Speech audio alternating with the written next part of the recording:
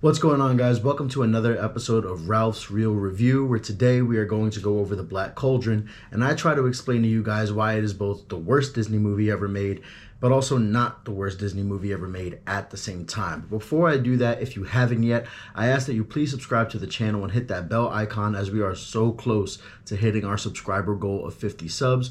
Christmas is just 9 days away at this point, and I truly would be so grateful for the gift of your subscription. So go ahead and subscribe so you can stay up to date with these ranking videos. And in 2025, we're going to have all new movie reviews coming out. So share it with your movie-loving friends. And with that, let's get into the Black Cauldron. So the Black Cauldron follows a pig watcher named Taran as he goes against the Horned King over control of the titular Black Cauldron. Taran dreams of being a warrior, but is pulled into this war with the evil king once he finds out that his pig has powers. Ridiculous, I know. And the Horned King wants to use those powers to get to the cauldron and create this undead army, which is kind of weird because the Horned King already appears to be undead. But in this process, Taran befriends a princess whose name I cannot pronounce, a musician whose name I also cannot pronounce, and a character who I am positive was the inspiration for Jar Jar Binks, as they all try to stop the Black Cauldron from falling into the hands of the Horned King.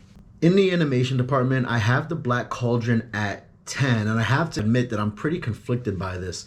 The movie looks like one of those early computer games from like the 90s and the early 2000s. And while I'm not sure that it's great animation per se, I do think that it's unique enough to notice, hey, they have done something markedly different here compared to their other films, in the Disney company. And while I don't think this movie will stay in the top 10 for much longer, I think that the technical aspects of this movie is where this film shines, and that starts with its animation. So animation, Black Cauldron at 10. At storytelling, I have the Black Cauldron at 17th, behind Alice in Wonderland and ahead of Melody Time. Not much to say here. I said it with the Sword and the Stone, with the Middle Age movies and the Middle Ages pieces. They're not for me. They're not my cup of tea. I'm not a huge fan of those movies. Simply put, I think the Black Cauldron deserves to be above the anthology films. But the runtime between this movie and Alice in Wonderland, this movie is 7 minutes longer than Alice in Wonderland.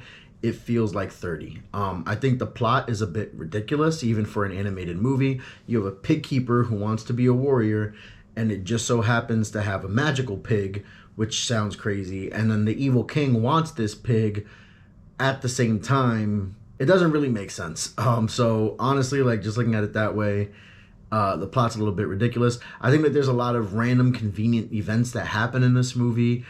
So yeah, it just wasn't for me. I don't find it amusing. I don't find it charming. And yeah, that's about it. In the character department, I do have the Black Cauldron at 19th.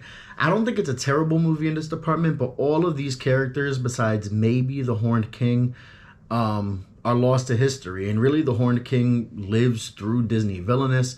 He's a scary villain. He's underrated in that aspect of being truly, scary. But for the rest of these characters, I don't think it's a case of, strong characters that are underrated. I think that they're just mostly forgettable. I will say Princess can't pronounce her name. Her character stood out a little bit more.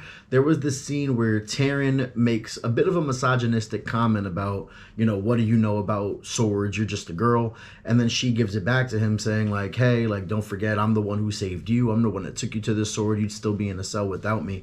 And that's the first time I can remember Disney kind of going this route of independent princess character, which obviously they will expand upon in The Little Mermaid and throughout the Renaissance. I thought that was a little interesting nugget, but yeah, Black Cauldron in the character department at 19th. For the Disney factor, I have the Black Cauldron at 25th out of 25th, and this is where I tell y'all why this is the worst Disney movie of all time. If I did not know that this was a Walt Disney animated movie, I would be sure that this is not a Walt Disney animated movie. This does not look like a Disney movie. This type of story is so out of line for a Disney movie, similar to The Sword and the Stone.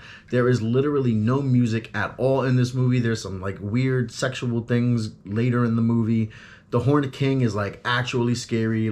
No one, in a blind viewing, would think this is a Disney animated movie unless they just think all animated movies are Disney movies. The official name for this era is the Bronze Era for the Disney company. I look at it more so like the puberty era, going from the Rescuers through Oliver and Company. Because when you look at it, the company was going through a lot of changes at the time, animation-wise, right? With people leaving the company and coming in. It was really having an identity crisis over what it was and what it wanted to become. It's experimenting with these different things, and it made mistakes along the way. I've gone too far with the metaphor, but the movie was totally out of touch with the brand and out of line with what you expect from a Disney movie, which is why I have it at 25th. It just does not feel like a Disney film. For music, I have the Black Cauldron at 22, which may seem weird considering I just said this movie has no original music and songs. As I've said before though, I'll take no music over forced music. So while I can't put it above movies that have music that I actually like, I can put it above movies that I feel have just utterly forgettable music and forced music into a movie that either didn't need to be there or it didn't need to be there, but it was just bad. So 22nd. For box office success, The Black Cauldron comes in at 17 with a little over $62.3 million adjusted for inflation. This was bad. Outside of the fact that the production budget for this film was so high, it had not seen a return this low since prior to Cinderella. It's hard to discuss Winnie the Pooh in this context. I don't know how to count Winnie the Pooh, but if you're not counting Winnie the Pooh, this is the worst return since Cinderella. And the last movie before this, The Fox and the Hound, made over $100 million more when adjusted for inflation. So there is just no way around it. This was a box office bomb. Finally, in terms of historical significance, I do have this movie at 18th, and there's not too much to say here. This is the first time I remember seeing that blue Disney intro card, right, with that blue background. So that was cool. The Horned King is around kinda still nowadays, but it's considered a deep pull even for like the biggest of Disney nerds. So he's relevant at this point, but like barely. Many sources do credit this as being the first Disney film with CGI. I said that before. I'm not sure if it's true. Regardless, there's a lot of small fry firsts here, but truthfully, the company has left this movie in the past and they have not looked back, so it's really hard to say it deserves to be any higher in historical significance.